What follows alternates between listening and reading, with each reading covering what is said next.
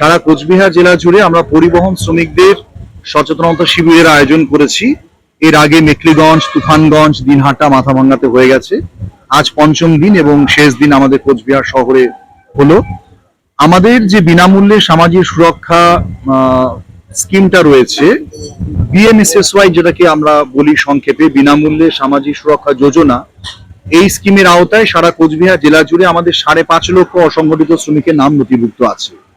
আমরা চাইছি আরো একটিও যেন অসংগঠিত শ্রমিক আমাদের স্কিমের আওতার বাইরে না থাকে। স্কিমটি অত্যন্ত ভালো, শ্রম দপ্তর দ্বারা পরিচালিত। এই স্কিমে নাম নথিভুক্ত করলে প্রত্যেক শ্রমিকের নামে প্রত্যেক মাসে 55 টাকা করে জমা হবে। এই টাকা 60 বছর বয়সে গিয়ে সুদে আসলে 2.5 লক্ষ টাকার পুঁজি দাঁড়াবে। এছাড়াও এই স্কিমটি চলাকালীন কোনো শ্রমিক মারা গেলে তার পরিবারের হাতে আমরা 50,000 টাকা তুলে দেব এবং কোনো শ্রমিক যদি দুর্ঘটনায় মারা যান তার পরিবার পাবেন 2 লক্ষ টাকা। এছাড়াও পরিবহন শ্রমিকরা 60 বছর বয়সের পরে 1,500 টাকা করে পেনশন পাবেন এবং নির্মাণ শ্রমিক যারা, ধরুন যারা রাজমিস্ত্রি, জোগাড়ে, মুটে মজুর, কুলি, এরা আপনার 60 বছর বয়সের পরে 1,000 টাকা করে পেনশন পাবে।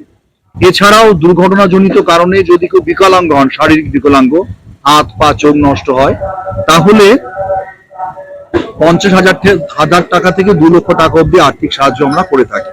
আমরা আপাতত 1,000 জন শ্রমিকের 1,000 জনের বেশি শ্রমিককে 80 কোটি টাকা আমাদের কোচবিহার জেলার সদর দপ্তর থেকে দেওয়া হয়েছে, যা আর্থিক সাহায্য করা হয়েছে। তো আমাদের একটাই লক্ষ্য শ্রম দপ্তরে, যে কোনো পরিবহন শ্রমিক বা কোনো অসংগঠিত শ্রমিক যেন আমাদের এই সামাজিক সুরক্ষামূলক প্রকল্পের আওতার বাইরে না থাকে।